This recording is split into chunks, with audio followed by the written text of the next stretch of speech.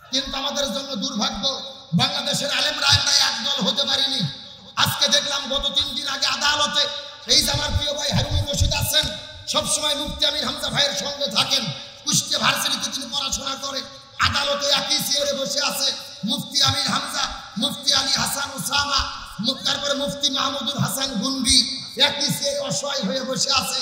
আমি বলতে চাই, আদালতের বারান্দায় যাইয়ে যদি আমরা এক হতে পারি, আমরা ময়দানে কেন এক হতে পারলাম না? আমরা যদি ময়দানে এক হতে পারতাম, আমাদেরকে আদালতের বারান্দায় যাওয়া লাগতো না, আমাদেরকে কারাগারে বন্দী হওয়া লাগতো না।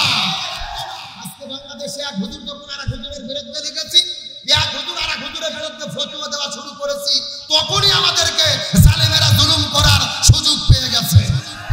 এই জন্য বলি, আর দলাদলি করার সময় নেই। আল্লাহ আমাদেরকে যতদিন বেঁচে রাখে, আওয়ামী লীগ, বিএনপি, জামাত, জাতীয় পার্টি বুঝি না, আমাদের পরিচয় মুসলমান, আর আমাদের সংবিধান হলো আল কোরআন। ওই মুসলমান পরিচয় মেনে, সংবিধানকে কোরআন মেনে এই জমিনে যতদিন গেছে আছি, এক দল হয়ে এই জমিনের ভেতরে জীবন পরিচালনা করতে কারা কারা দিয়েছেন, দুটি হাত আল্লাহকে তুলে দেখা।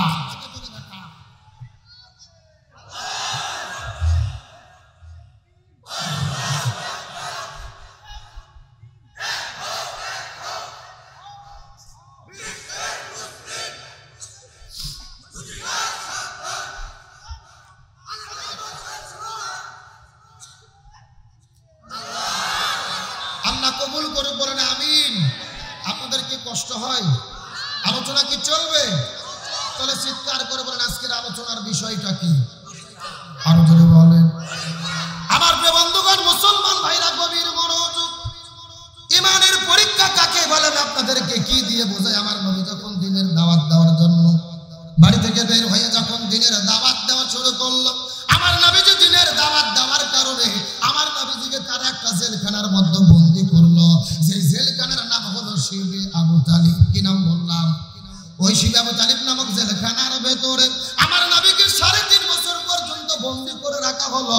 এই দুনিয়ার মধ্যে এমন কোন জেলখানা নাই যে জেলখানা দিনে অন্তত 1-2 বার খাবার দেওয়া হয় না।